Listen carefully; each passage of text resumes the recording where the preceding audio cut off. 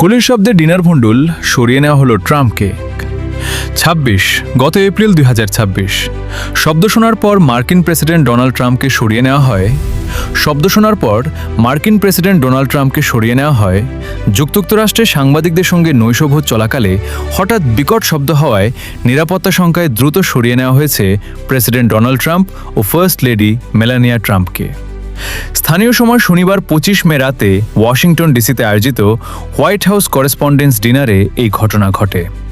প্রত্যক্ষদর্শীরা জানান, অনুষ্ঠান চলাকালে আচমকা জোরে শব্দ শোনা যায়, যা অনেকের কাছে গুলির শব্দ বলে মনে হয়। এতে উপস্থিত অতিথিদের মধ্যে আতঙ্ক ছড়িয়ে পড়ে। পরিস্থিতি বুঝে সঙ্গে সঙ্গে সক্রিয় হয় নিরাপত্তা বাহিনী। সিক্রেট সার্ভিস সদস্যরা দ্রুত ট্রাম্পকে নিরাপদ স্থানে সরিয়ে নেন।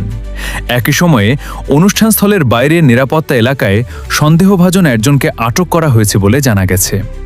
ঘটনার পরপরই অনুষ্ঠানটি স্থগিত করা হয়।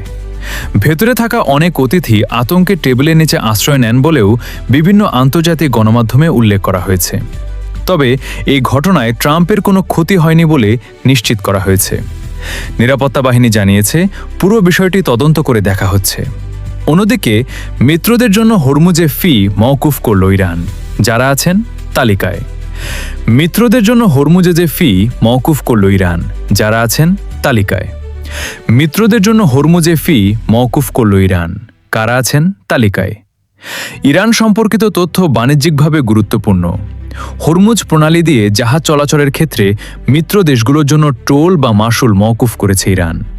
শুক্রবার ২৪ এপ্রিল এ তথ্য জানিয়েছে মিডল ইস্ট আই।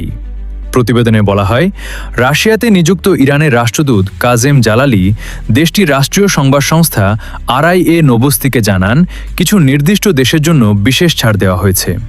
তবে ভবিষ্যতে এ সিদ্ধান্ত বহাল থাকবে কিনা তা এখনও নিশ্চিত নয়।